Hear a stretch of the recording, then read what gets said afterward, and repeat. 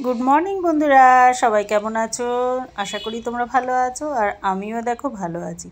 আর আজকে এক জায়গায় যাব, তো সকাল থেকে অনেক চেষ্টা করছি যে যত তাড়াতাড়ি বেরোনো যায়, কিন্তু হয়েও উঠছে না। আর জানোই তো সংসারী মানুষের, ওহো, সংসার বলতে তো আমার কিছু নেই, আমি একা বৈরাগী মানুষ।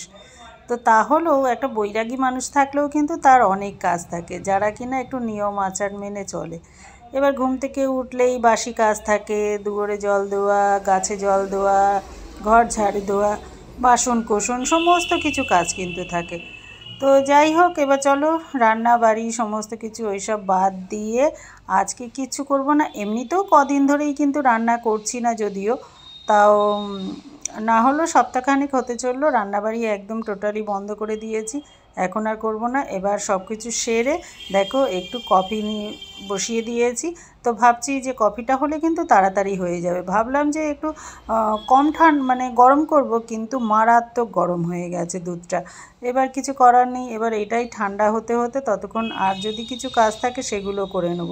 বেরোনোর আগে ঘরের জানলা দরজা সমস্ত কিছু অলরেডি বন্ধ করে দিয়েছি, সেগুলোও দেখতে হয়। কোথায় লাইটের সুইচ, কোথায় এগুলো সব দেখে তারপরে কিন্তু বেরোতে, কেন সারাদিনের নামে বেরোবো, এবার কখন আমি ঘরে ঢুকবো তার কোনো ঠিক নেই। ওই জন্য সকালে ঘরে যা থাকে সব সেরেই একবারে বেরোই। তো এই করতে করতে তো অনেকটাই বেলা হয়ে গেল। এবার বেরিয়েও গেছি, মানে মানে আমি রেডি হয়েও গেছি, এবার বেরোচ্ছি। তো চলো, এবার রাস্তায় কখন কি খাবো না খাবো সেটাও একটা দেখার বিষয় আছে, কি খাই সেটা তোমাদের দেখাবো। চলো, এরপরে আমি 1টা বাজে, এখন কচুরির দোকানে ঢুকলাম।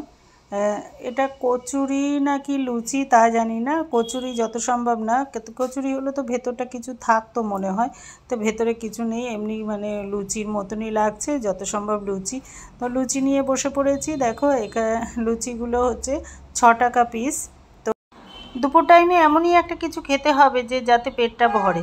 আর এই পাশে আরও দোকান আছে কয়েকটা, ঝালমুড়ি আছে, চটপটা কী সব, ওই আলু কাবলি, মুড়ি মাখাটা এইসব। তো আমি পছন্দ করলাম এখানে যেহেতু কচুরিটা রয়েছে সেই জন্যে। তো কচুরি না, এগুলো লুচি। তো এগুলো খেয়ে কিন্তু তাও অনেকক্ষণ থাকা যাবে। এবার রাত্রে কখন কি খাবো না খাবো তার কোনো ঠিক নেই। তো চলো এখন খেয়ে দিয়ে আমি আবার যেখানে কাজে এসেছি চলে যাই। এইবার চলে এসেছি দোকানে। দোকানে এসে ঝাড়ু টাড়ু দিয়ে তারপরে এবার কাস্টমার এসছে সেগুলো করলাম। আর সারাদিন দৌড়োদৌড়ি করে তারপরে না একটা কাজের মধ্যে কিন্তু না সেই এনার্জিটাও থাকে না, অনেকটাই টায়ার্ড লাগে।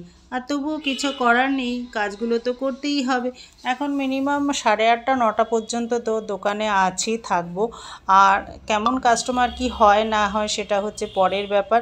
আর এই সন্ধ্যার টাইমটা ঘরে গিয়েই বা কী করব, এমনিতেও ঘরে গিয়ে একার মতন হয় টিভি দেখতে হবে বা ফোন নিয়ে কাজ করতে হবে, এইটাই।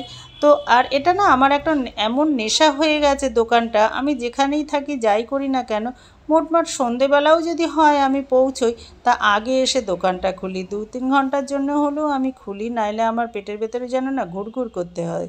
আর এটা হচ্ছে আমার পেশাটা আস্তে আস্তে নেশা হয়ে গেছে, নেশা এমন নেশায় পরিণত হয়েছে যে আমি একদিন দোকান না খুলে যেন ছটফট করতে থাকি। হ্যাঁ, তোমরা হয়তো বলবে যে তা দিদি তুমি যখন বাইরে টাইরে ঘুরতে যাও তখন কি করো?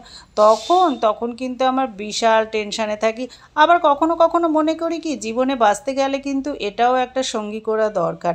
কেন কি না, সারা বছরই তো খাটাখাটনি করব, সারা বছর বিশাল টেনশানের মধ্যে পরিশ্রমের মধ্যে থাকে। তো বছরে একবার দুবার একটু না ঘুরলে কিন্তু ভালোও লাগবে না। আর এমনিতে তো ঘোরা বেড়ানো হয় না যে হ্যাঁ বয়ফ্রেন্ড আছে বাইক নিয়ে তার পিছন পিছন ঘুরলাম বা তার সঙ্গে এ করলাম, ওই জিনিসটা আমার ভালো লাগে না। আমি মনে করি কি যে আমি যদি একদিন ঘুরতে যাই তা আমার সেদিনটা দোকানটা নষ্ট হবে। তার থেকে বাবা কাজ করো আর বছরে একবার ঘোরো, বিন্দাস চলো। আর এই রকম সুখ কোথাওই নেই। নিজের নিজের স্বাধীনতা থেকে অন্য কি মানে, আর এর থেকে বেশি সুখ হতে পারে না। শরীর স্বাস্থ্য ভালো রাখো, সুস্থ থাকো, আর নিজে স্বাধীনভাবে কাজ করো, স্বাধীনভাবে ঘোরো, ব্যাস বিন্দাস চলো, জীবনটাকে এইভাবে লিড করো।